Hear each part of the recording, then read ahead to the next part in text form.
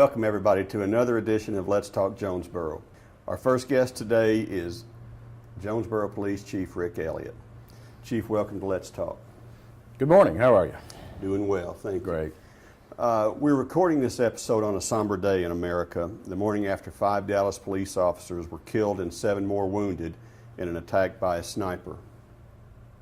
Chief, we know there's a strong bond among officers. How does news like this impact officers on patrol in Jonesboro? We're not in Dallas, but we have that strong bond, and you know that that's a real and dangerous situation that every officer undertakes. Oh, absolutely. Day to day during the operations here in Jonesboro, the officers that we understand and know that this risk is potentially out there day in and day out. And it is a somber day for all law enforcement across the country in the wake of things that have taken place in Dallas. And it's law enforcement is a brotherhood. And when an officer gets killed in line of duty, it does affect everybody. And you know, at this time, our hearts go out to the officers and Dallas PD at this time and their families. You know, throughout history, we go through periods of civil unrest, and it appears we are in the midst of one now at some degree. Can you tell me what you've learned through your years in police work and your experience and training, and how you talk to your department and your staff to handle public discourse during times like this?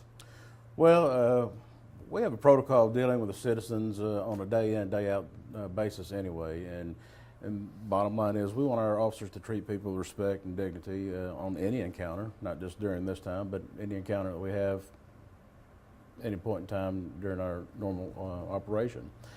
We know that when incidents like this take place anywhere across the country, it affects law enforcement across the country, and sometimes emotions and things people get on edge, and officers are aware about it. They're more vigilant that there may be people acting out as they did in Dallas. We know emotions are elevated in the community, and they try to just be more vigilant about what they do and how they go about doing their business. During these times, if anyone has any complaints about anything, then we encourage them to address it with the police department.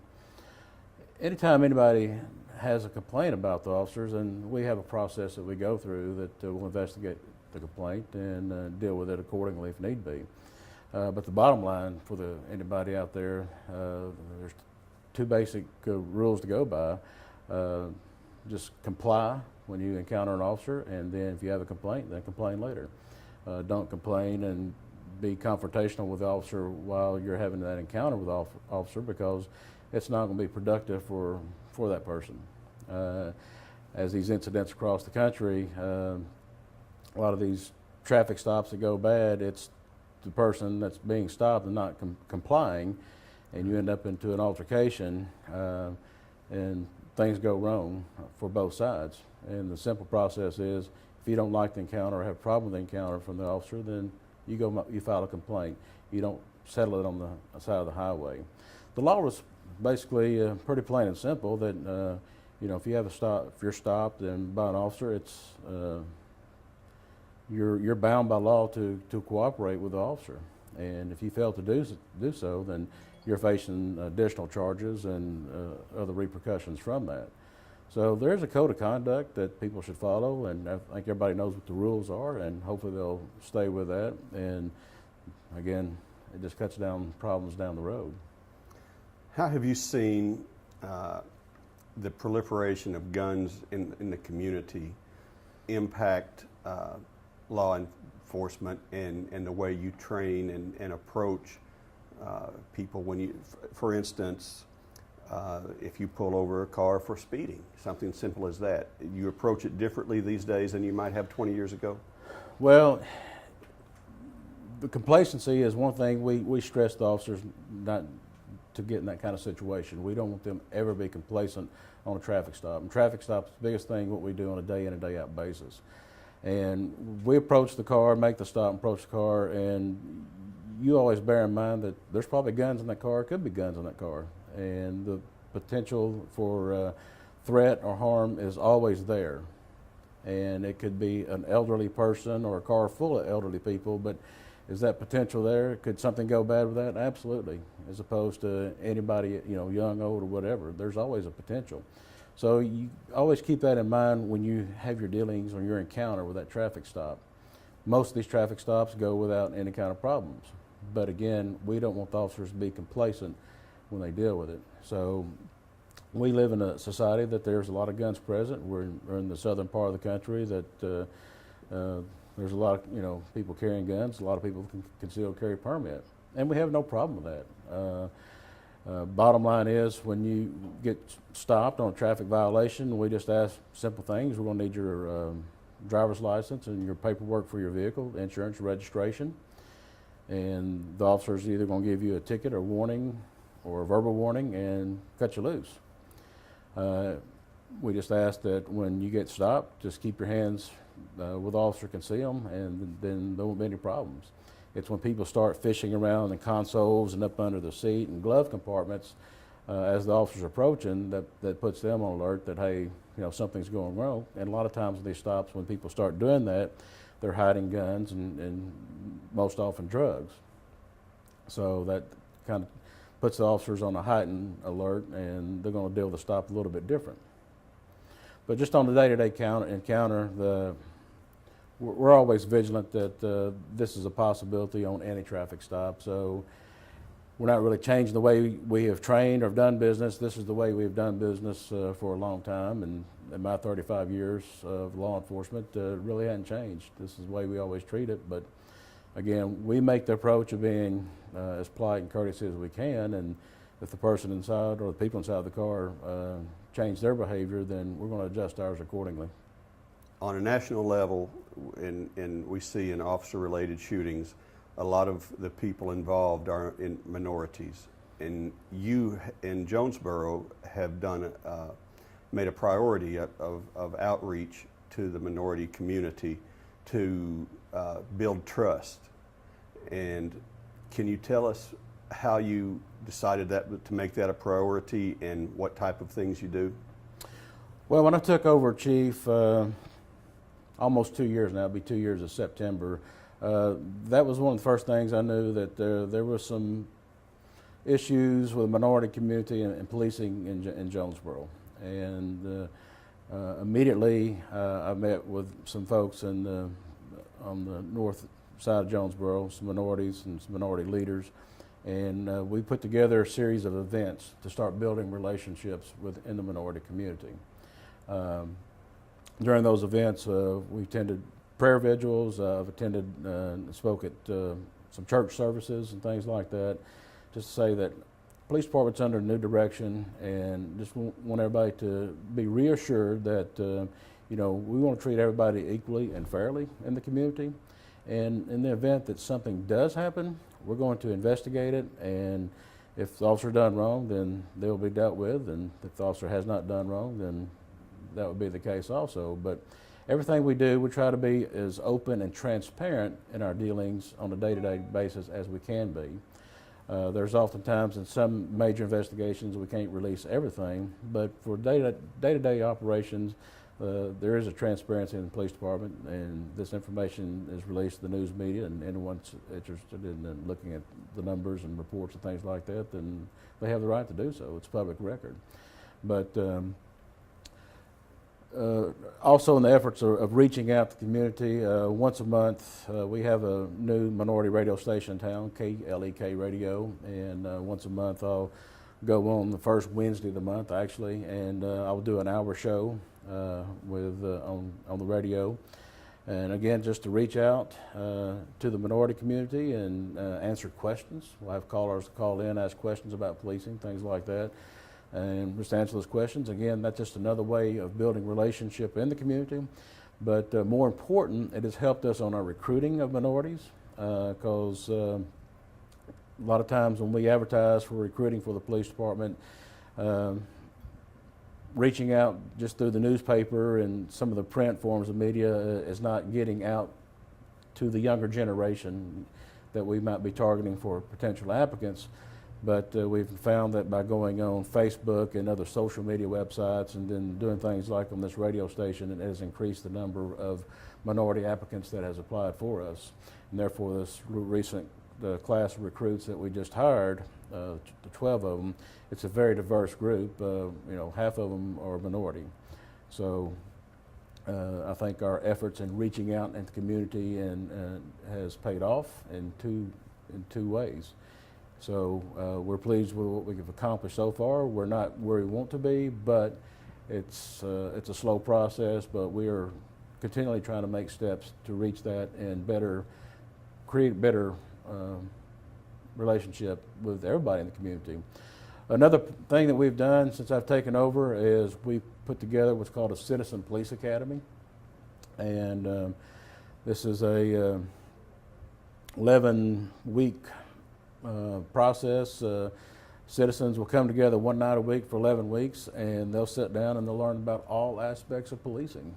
And we'll talk about everything from what my job entails all the way down to what patrol officers do, what the K-9 handlers do, what the SWAT guys do.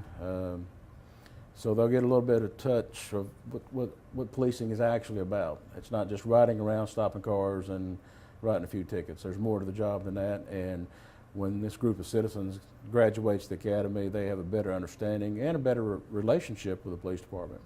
And we're pleased to say that we've had 3 classes now, and every one of these sessions, it's been diverse groups, male, female, black, white, Hispanic, and that's what we're looking for. And with these, what I call ambassadors now, they're ambassadors for the police department. They go back to their community and say, hey,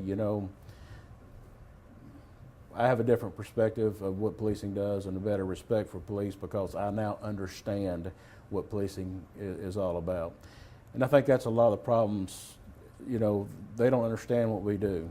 Right. A lot of folks, a lot of people in the community just don't really have a good understanding what policing is all about. So again, this is one of the steps we've taken just to better educate the public. Things like this show today, it's a reaching out and we can educate the public on what's going on and our perspective on things. And by doing things like this and through media, through the news, it just makes the community a little bit better place and creates a better working environment for everybody. Give me an example of what you think some feedback you've gotten from a graduate of the Citizen Academy that has said, hey, now I understand this, or I get where you're coming from here. Well, during the course of the academy, we always bring up what's going on in national news on policing. Why did the officers do this, or why did the officers do that? Why do you pull a gun here? Why do you, And we put these people in these same scenarios and kind of recreate it, just leave the names out, and you put them in that situation, and they reacted as most people would. Then they stop and think, oh, well, I understand now why the officer pulled a gun, because I pulled a gun. But there's just been many things they just walk away with that they just feel better about what they've seen on TV or have a better understanding. And you said we believe in the Second Amendment, and you guys are going to uphold the laws, whatever they are. Absolutely. But do you believe anything should be done? Is there a lobbying group? Do police officers in general feel more reticent these days, and with the prevalence of guns in citizens? And should laws be addressed? Would you like to see laws addressed? We have laws on the books on guns and people that possess guns and people who should not possess guns, and I think those laws need to be strictly enforced by our prosecutors and courts.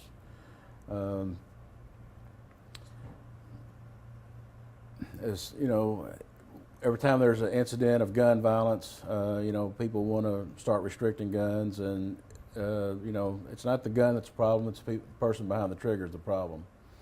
And you know, a lot of this, you know, you go back and look at the root of the problem of that individual, and it all boils back to the home life. When, especially these young teens, it starts as young teens that are, you know, being troubled, and what's going on in the home, or more importantly, what has not gone on in the home, and that's a good upbringing. And there's a lot of social problems that face our society now that creates problems down the road, because as growing up, they learn not to respect others, their classmates or their peers or anybody else in society, and that creates problems. So all that carries on to their adulthood. So the problems we're seeing across the country is it's not so much the guns, it's the people. That on the other hand, you have people that have mental issues, and that's a whole nother big conflict that's going on across the country, dealing with people with mental issues and how to deal with them. And you know, we don't have the facilities to house a lot of these people. There are a lot of people with mental issues, you know, out and about, and we have to deal with them on a daily basis. And on the sad point, on our end, you know, we can't call their therapy provider or and ask what would be a better way to deal with this person because of HIPAA laws. So we have to deal with them on a better way, on the way that just whatever we're encountering at the moment, and whatever behaviors they're exhibiting, you know, we have to deal with it the best we can. And sometimes that's a combative behavior. And sometimes during the course of this, you know, the person gets hurt because of they're wanting to fight and be aggressive. So there's all kinds of issues, but it's not just the guns itself. It goes back to the person behind the gun. That's the real problem that needs to be addressed. Very good, very good. Well, this is going to be a national issue, I suppose, for a while. But in JPD, we've had nothing but wonderful reports. Our news is good. We've recently had 2 officers honored nationally for heroically saving a teenager during the May 24th storm. Right. And I think our crime rates are low and continue to fall lower. So Right. I would say, as a citizen of Jonesboro and a member of the community, that we thank you for the work that you and your department has done for us. Our next guest on Let's Talk is Brandi Hodges, and she is the Public Relations Manager of Craighead County Jonesboro Public Library. Welcome, Brandi. Thanks for having me. Well, tell us what's new at the library. Well, it's summer, so we have a lot of activities going on for people of all ages. People often think of summer reading programming at libraries as being only for little kids, but in fact we have programming for people of all ages. We always like to say from 0 to as old as you can be and still come to the library. So we have programs for kids, tweens, teens, and adults. That's fabulous. And you know, what would be some examples of the summer focus and the things that you do for the kids? Well, every year there's a different theme. This year it's Ready, Set, Read. It's a kind of an athletics, fitness, health focus that we're doing. So everything that we do in our programming has a little bit of a lean towards that way. So we have a Record Breakers Club for kids who are K through 6th grade, and it's things like, who can stack the most cups without the cups falling over? Yesterday, it was all about getting a ball into a cup game and different games like that. We've done a lot of focus on Olympics because the Summer Olympics are slated to start in just a little while. That's so right. We're getting the kids excited about that by doing some of our programming geared that way. Our story times that we hold Monday, Tuesday, Thursday, and Fridays have been every week something to do with health, fitness, or things like that. That's fantastic. And now you say you've got things for tweens, and tweens are the quote-unquote awkward age. Yeah, it's 4th through 6th graders. Is how we put them in a category. They're technically still kids. They fit. You have to be up to 12 years old to fit with our kids programming. So we'll do things. A lot of the things that we do with them are similar to what we do with our teens, but without them being in with our teens. We did beaded bracelets and necklaces yesterday that were different colors, mean different letters, and so the kids could make a coded bracelet or necklace that no one else knows what it means, but they know what it means. and we will do henna tattoos, which are plant-based tattoos that fade in just a couple of weeks. But those days are absolutely filled with children. You wouldn't imagine just They love them. it. They love it, and we'll have adults come in and say, "Hey, can I get one of those too?" But we only allow the different age categories to participate because they get to own it. It's something that only for they them. get to do. Very nice, very nice. And now you offer things for adults. Are We those do. your more year-round services for adults? Well, in the summer, we offer special lunch and learn programs that are held every Wednesday at noon in our round room of the library. Those are only held during the summer. But we do have other things that we're holding this summer, like our Monday night Zumba classes, our Thursday yoga classes, our Thursday at noon knitting classes. Those are happening in the summer, but they're also held year-round. Now, what are some examples of some lunch and learn classes that adults could learn from? Well, we're going to have a class teaching about gyrokinesis, if I said that right. It's a type of exercise that you Yeah. can do. We also will have one on parks and recreation, the different things that you can do at city parks, the different activities for kids, the trails and the different splash pads, everything that you can do in the city of Jonesboro for free that's fun for the family. So we offer different things for people of different interest levels, and you can look at our calendar and pick and choose what you want to come and do.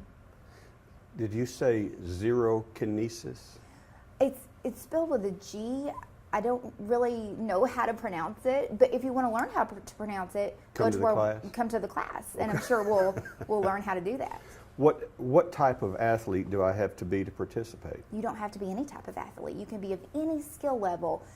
And that's what's great about maybe our Zumba fitness class or our yoga classes. I am very uncoordinated, but they keep telling me if I will come to Zumba that I can do it. And so you just watch the instructor. We always have licensed instructors teach our free classes.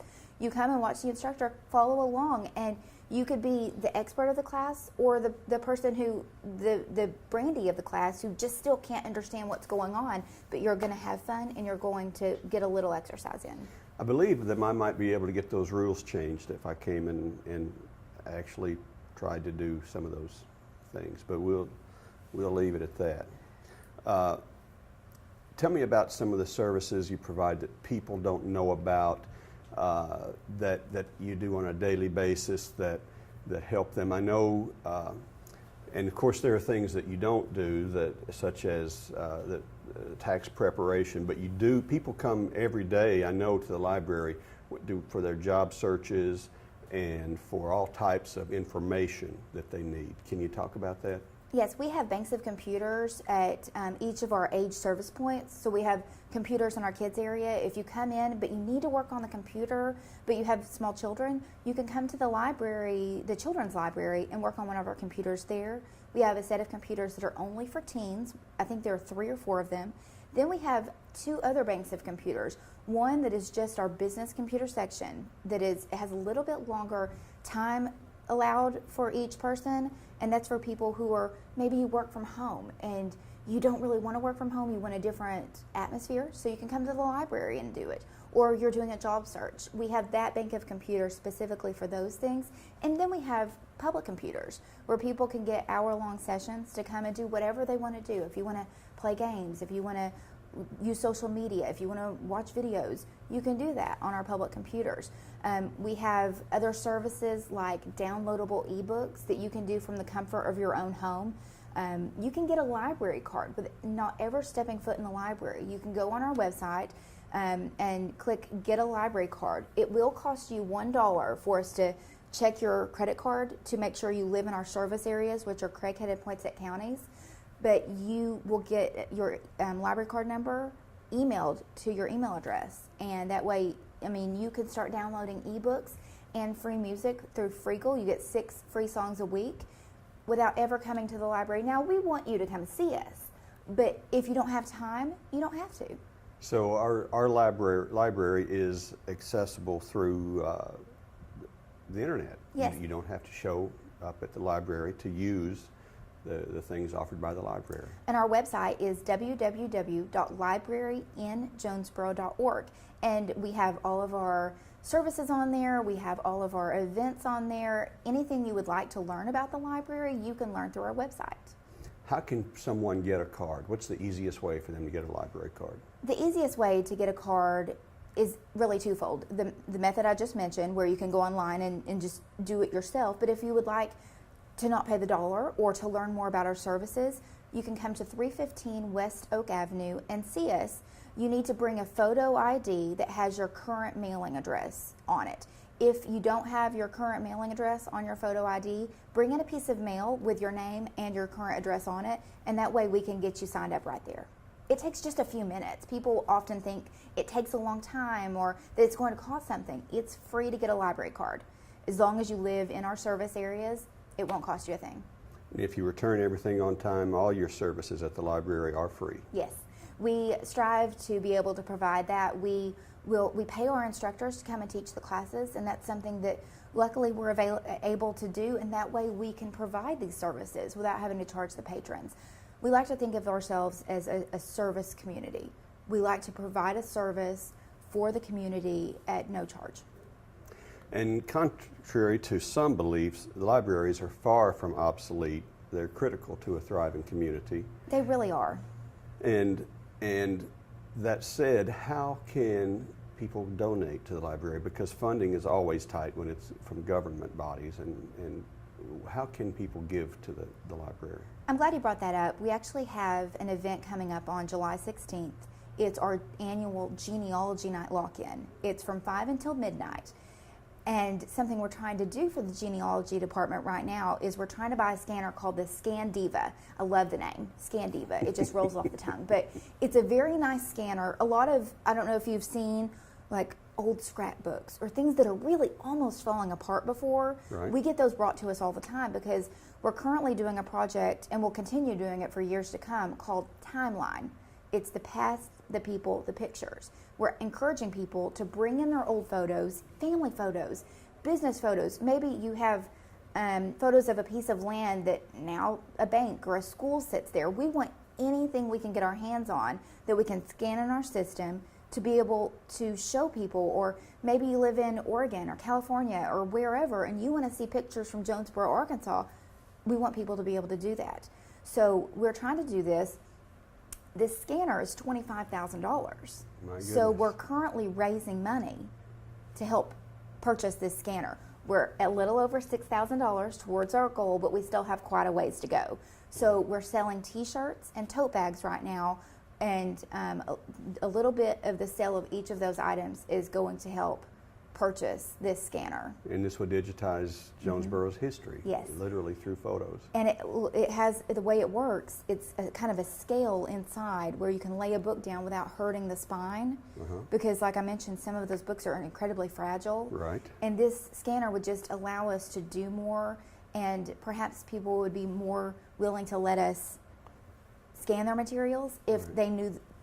We already guarantee their delicate. safety, but Right. if we had a better way to guarantee their safety. That's fabulous. When is the Alive After 5 event happening? Alive After 5 happens every third Thursday in downtown Jonesboro. It's held on Huntington Avenue, just off of Main Street, and it's something held by the Downtown Jonesboro Association, but it's something the library participates in every month. It's a great way for us to come and color with little kids, do a craft, and inform people about our services.